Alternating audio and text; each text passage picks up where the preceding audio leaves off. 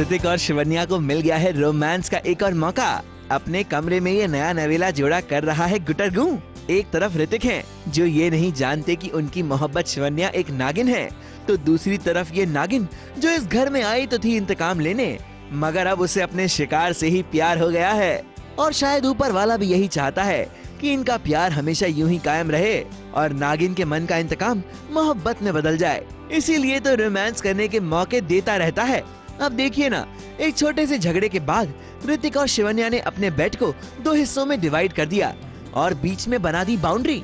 दोनों ने तय किया कि ये दोनों एक दूसरे के खेमे में आएंगे नहीं, मगर गलती से जब शिवन्या ऋतिक के खेमे में आ गयी तो ऋतिक ने उन्हें पकड़ लिया और करने लगे रोमांस।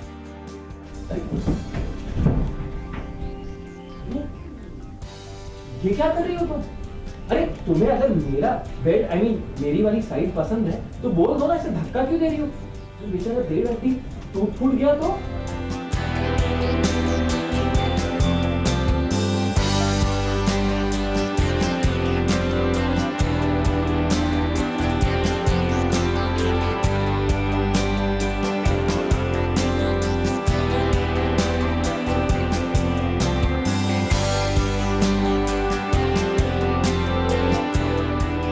हमारे बेड पर ऐसा है कि उसने एक सेक्शन बनाया, मैंने एक सेक्शन बनाया, तो कोई किताब पढ़ रही है और वो गलती से मेरे सेक्शन पे बैठी है, तो मैं जाके उसे हक कर लेता हूँ पीछे से और मैं कहता हूँ कि तुम तो मेरे साइड पे बैठी हो, मेरा जो ये घर है, तो जो भी मेरे घर में है वो चीज़ें मेरी है।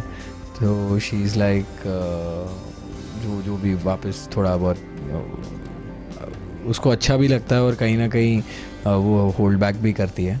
मगर तभी इस नागिन को याद आया कि उसे उसकी बहना शेषा ने चेताया था कि नागिन कभी इंसान से मोहब्बत नहीं कर सकती और इसीलिए वो ऋतिक से दूर हो गई। ऑब्वियसली उसे पता है कि वो नागिन है और मैं एक इंसान हूँ, तो एक नागिन इंसान से प्यार नहीं कर सकती। वैसे भी आजकल शिवन्या काफी परेशान है क्योंकि उसकी सासू माँ यामिनी को उस पर शक हो गया है कि उसकी बहू एक इंसान नहीं बल्कि एक नागिन है, और इसी शक को यकीन में बदलने के लिए उसने गुरु माँ की मदद ली।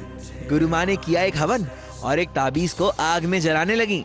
फंडा ये था कि अगर ये ताबीज जल गया तो ये माना जाएगा कि यामिनी का शक गलत है, और अगर ये ताबीज नहीं जला तो फिर सबको ये पता चल जाएगा कि शिवन्या असलियत में एक नागिन है। तुम्हारा शक गलत है। ना जाने कौन से जंतर मंतर से शेषा और शिवन्या ने इस ताबीज को जला दिया और यामिनी को अपनी गलती का एहसास हुआ। मुझसे बहुत बड़ी गलती हो गई, मुझे जाकर शिवन्या से माफी मांगनी चाहिए। शिवन्या, फिलहाल के लिए तो आपका सच छुप गया, मगर बहुत ही जल्द आपका राज सबके सामने आने वाला है कि इस घर की बहू एक नागिन है। उस समय के लिए तैयार रहिएगा। ABP news report.